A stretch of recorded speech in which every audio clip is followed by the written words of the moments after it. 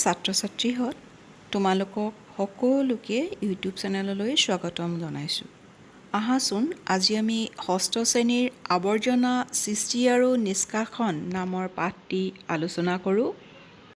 মৰমৰ ছাত্ৰ ছাত্ৰীহঁত, আমি প্ৰত্যেক দিনাই বহুতো আৱৰ্জনাৰ সৃষ্টি কৰোঁ, নহয়নে বাৰু?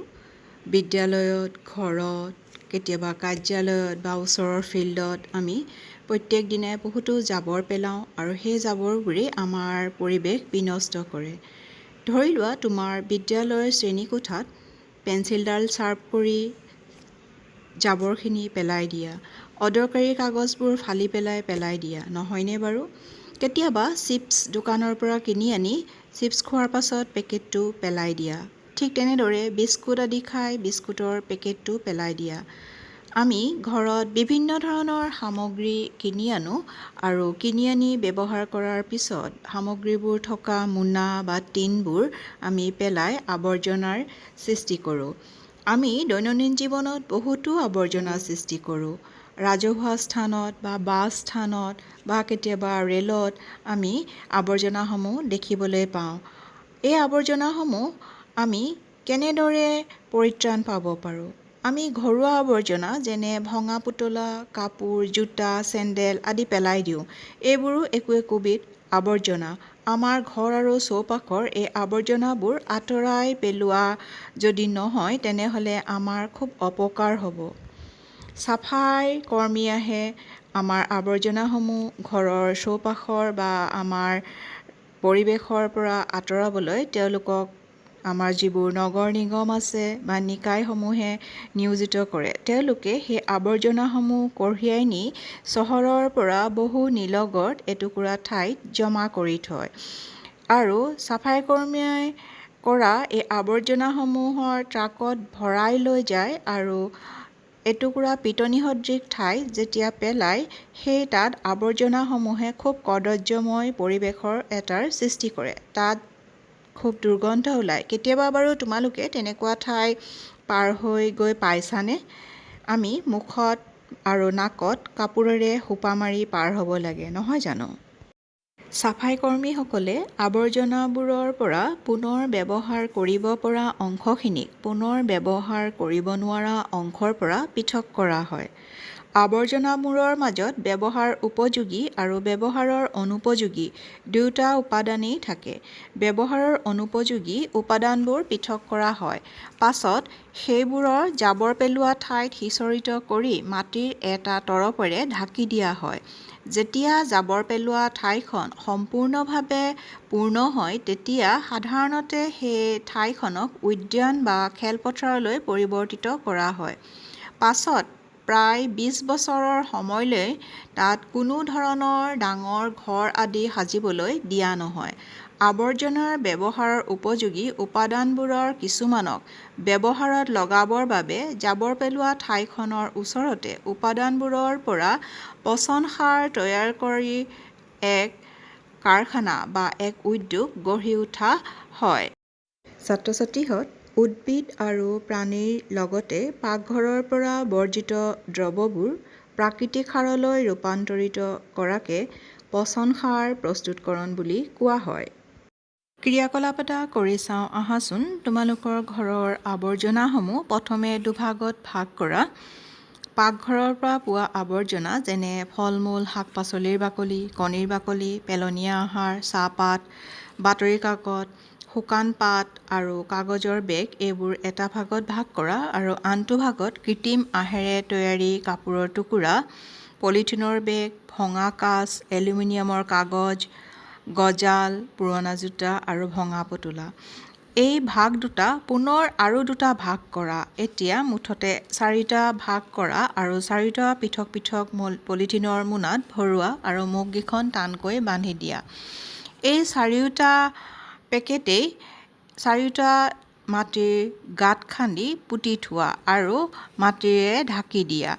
কেইদিনমানৰ পিছত অলপ পৰ্যবেক্ষণ কৰা আৱৰ্জনাখিনিৰ কি ধৰণৰ পৰিৱৰ্তন হৈছে আৰু কিছুমান পচি গৈছে নেকি বা কিছুমান পচি যোৱা নাই নেকি, সম্পূৰ্ণ পাচন হৈছে নেকি, গোন্ধ আহিছে নেকি, গোন্ধ নাইকিয়া হৈছে নেকি, নে আংশিক পাচন হৈছে, ৰঙৰ সলনি হৈছে নেকি ইত্যাদি ইত্যাদি এই সকলোবোৰ পৰ্যবেক্ষণ কৰা আৰু যিখিনি আৱৰ্জনা পচন হোৱা নাই সেইবোৰৰ আৱৰ্জনা আঁতৰাই নথবা বা পুৰি নেপেলোৱা বা এই আৱৰ্জনাবোৰ সম্পূৰ্ণভাৱে পাচন হোৱা দেখা গৈছে যদি গোন্ধ নাই তেনেহ'লে সেইবোৰক গুটি সিঁচা মাটি বা তোমালোকে যদি শাকনি বাৰী আদি কৰিছা সেই উদ্ভিদবোৰৰ পুষ্টি যোগান ধৰিবলৈ তাত ব্যৱহাৰ কৰিব পাৰা আৰু এনেদৰে উদ্ভিদৰ বাবে প্ৰয়োজনীয় সাৰ প্ৰস্তুত কৰিব পাৰা।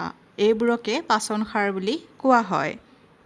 কিছুমান নগৰ আৰু চহৰৰ পৌৰ নিগমে আৱৰ্জনা সংগ্ৰহ কৰিবৰ বাবে দুটা পৃথক জাবৰ পেলোৱা পাত্ৰ যোগান ধৰে। তাৰে এটা ৰং নীলা আৰু আনটো হৈছে সেউজীয়া।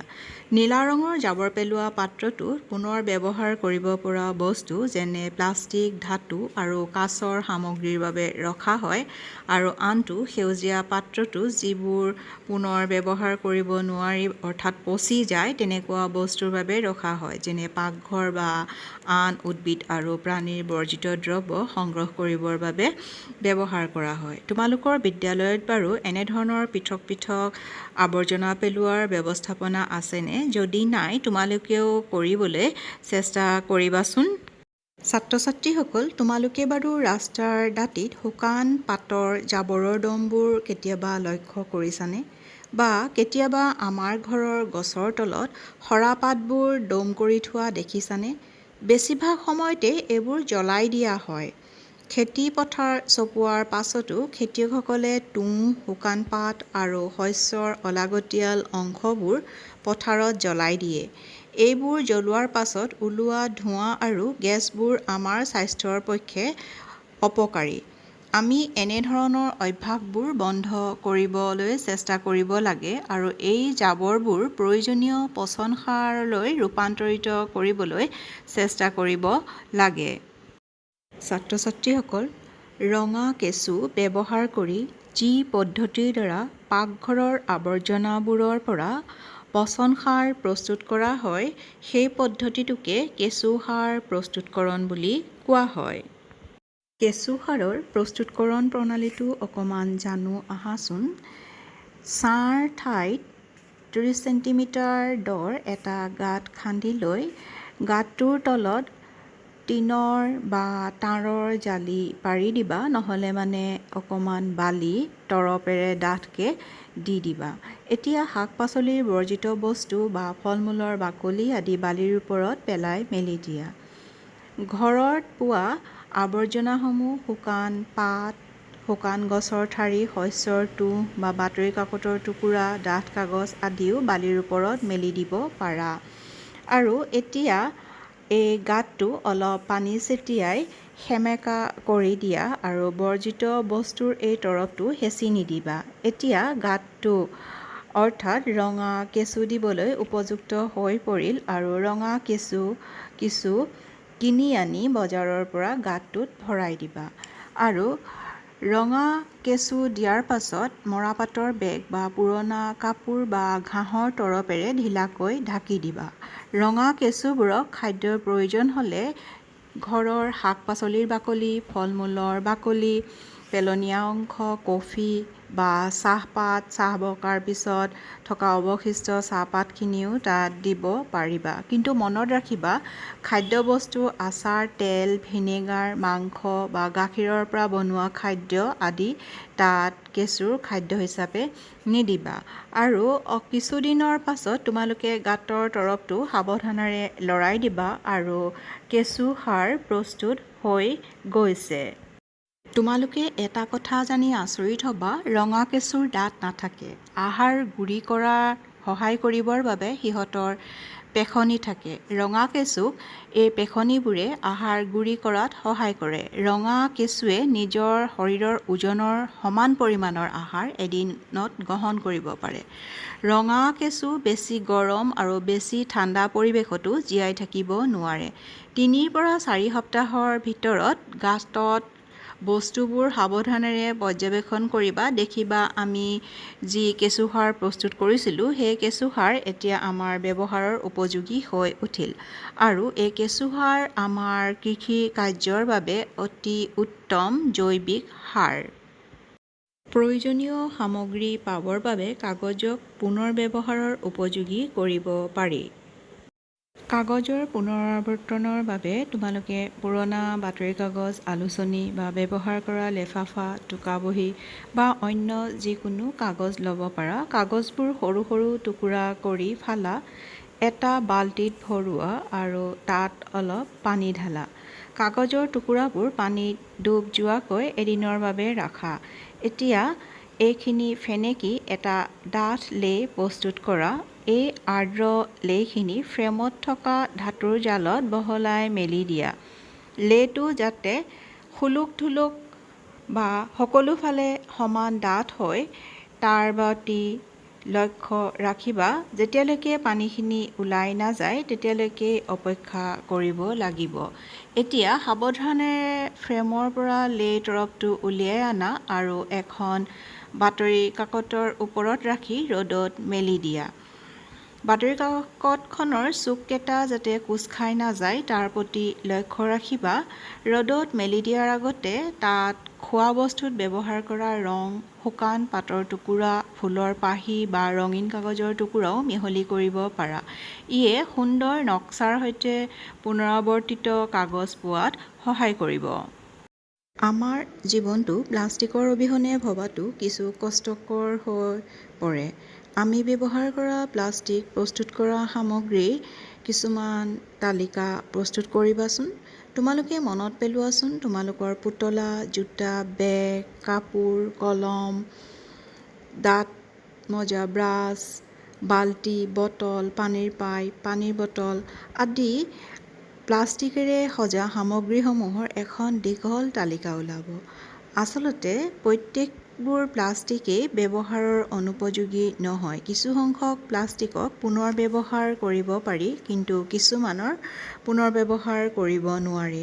আমি বিভিন্ন ধৰণৰ প্লাষ্টিকৰ মোনা বা প্লাষ্টিকৰ সামগ্ৰীসমূহ ব্যৱহাৰ কৰোঁ আৰু য'তে ত'তে পেলাই দিওঁ। সিয়ে সমস্যাৰ সৃষ্টি কৰে। প্লাষ্টিক নিষ্কাশনৰ প্ৰতি আমাৰ অজ্ঞতা থকাৰ বাবে আমাৰ পৰিৱেশৰ প্ৰতি ভাবুকিৰ সৃষ্টি হৈছে, যিয়ে প্লাষ্টিকৰ কাৰণে আমাৰ পৰিৱেশ আৰু আমাৰ প্ৰাকৃতিক পৰিৱেশসমূহ বিনষ্ট হৈছে। যেনে আমি খোৱা বস্তুৰ বাবে প্লাষ্টিকৰ মোনা ব্যৱহাৰ কৰোঁ আৰু কেতিয়াবা এই প্লাষ্টিকৰ মোনাসমূহ আমাৰ খাদ্য সামগ্ৰী ৰখাটোৰ বাবে স্বাস্থ্যকৰ নহয়, অনিষ্টকাৰী হয়। গৰম কৰিলে বা প্লাষ্টিক জ্বলালে অপকাৰী গেছ ওলায়। এই গেছবোৰে কেঞ্চাৰ আদি ৰোগৰ সৃষ্টি কৰি মানৱ শৰীৰৰ প্ৰতি বিপদ মাতি আনিব পাৰে। গতিকে আমি জাবৰ-জোথৰসমূহ পেলাওঁতে অতি সাৱধান হ'ব লাগে। পলিথিনৰ মোনা ৰাস্তাত যেনিয়ে তেনিয়ে পেলাই দিলে আমাৰ নৰ্দমাসমূহৰ কিছুমান আৱৰ্জনা গোট খাই পৰে। ফলত পানী যোৱা যি ৰাস্তা, সেই ৰাস্তা বন্ধ হৈ আমাৰ নগৰ অঞ্চলত কৃত্ৰিম বানপানীৰ সৃষ্টি হয়। গতিকে আমি প্লাষ্টিক অবিহনেও জীয়াই থাকিব নোৱাৰোঁ, কিন্তু প্লাষ্টিকৰ সামগ্ৰীখিনিও আমি সদ্ব্যৱহাৰ কৰিব লাগে। আমি আৱৰ্জনা কমকৈ সৃষ্টি কৰিব লাগে আৰু আমাৰ চৌপাশে বৃদ্ধি হৈ অহা জাবৰ-জোথৰবোৰৰ পৰিমাণ কেনেদৰে কমাব পাৰি তাৰ ব্যৱস্থাৰ কথা ভাবিব লাগে। আমি কম পৰিমাণে প্লাষ্টিকৰ মোনা ব্যৱহাৰ কৰিব লাগে। পৰাপক্ষত প্লাষ্টিকৰ মোনা ব্যৱহাৰ নকৰাই ভাল। তাৰ পৰিৱৰ্তে আমি কাগজৰ পৰা তৈয়াৰী মোনা, কাপোৰৰ পৰা তৈয়াৰী বা মৰাপাটৰ পৰা তৈয়াৰী মোনা বজাৰ সমাৰ কৰিবলৈ বা অন্যান্য বেলেগ কামত ব্যৱহাৰ কৰিব লাগে। খাদ্য সামগ্ৰী প্ৰস্তুতকৰণতো আমি প্লাষ্টিকৰ হেতা বা চামুচ ব্যৱহাৰ নকৰি পৰিৱেশহিতৈষীভাৱে প্ৰস্তুত কৰা কাঠৰ চামুচ বা কাঠৰ হেতা আদি ব্যৱহাৰ কৰিব পাৰোঁ। আমি আমাৰ পৰিয়াল, বন্ধু, আন সকলোকে বিভিন্ন ধৰণৰ জাবৰ জোঁথৰবোৰ উপযুক্তভাৱে পেলোৱাৰ অভ্যাস কৰিবলৈ ক'ব লাগে আৰু আমিও কৰিব লাগে। যদি পাৰোঁ পৰাপক্ষত আমি 4 ভাগ কৰি আৱৰ্জনাসমূহ পেলাব লাগে। এটা ভাগত ধাতু, এটা ভাগত কাগজৰ আৱৰ্জনা, এটা ভাগত কাঁচৰ আৱৰ্জনা আৰু এটা ভাগত প্লাষ্টিকৰ আৱৰ্জনাসমূহ ৰাখিব পৰাৰ ব্যৱস্থা কৰিব লাগে। আমি জাবৰ জোঁথৰসমূহ বিজ্ঞানসন্মতভাৱে ব্যৱহাৰ কৰিব লাগে, ভালকৈ ব্যৱস্থাপনা কৰিব লাগে আৰু এই সকলোখিনি কৰি আমাৰ বিজ্ঞানসন্মতভাৱে ৰাখি যাতে আমি আমাৰ পৰিৱেশৰ বিনষ্ট নহয় তাৰ প্ৰতি সদায় সচেতনতা বৃদ্ধি কৰিব লাগে আৰু নিজেও তাৰ প্ৰতি সজাগ হ'ব লাগে। জাবৰ জোঁথৰৰ পৰিমাণ কমাবলৈ যিমান পাৰি যিখিনি উপযোগী বস্তু হয় সেইখিনি পুনৰাৱৰ্তন কৰিবলৈ চেষ্টা কৰিব লাগে। ছাত্ৰ ছাত্ৰীহঁত, তোমালোকে ভিডিঅ'টো ভাল পালে লাইক কৰিবা আৰু কোনো প্ৰশ্ন থাকিলে কমেণ্ট কৰি জনাবা আৰু নতুন নতুন ভিডিঅ'সমূহ চাই থাকিবলৈ চেনেলটো ছাবস্ক্ৰাইব কৰিবা। ধন্যবাদ।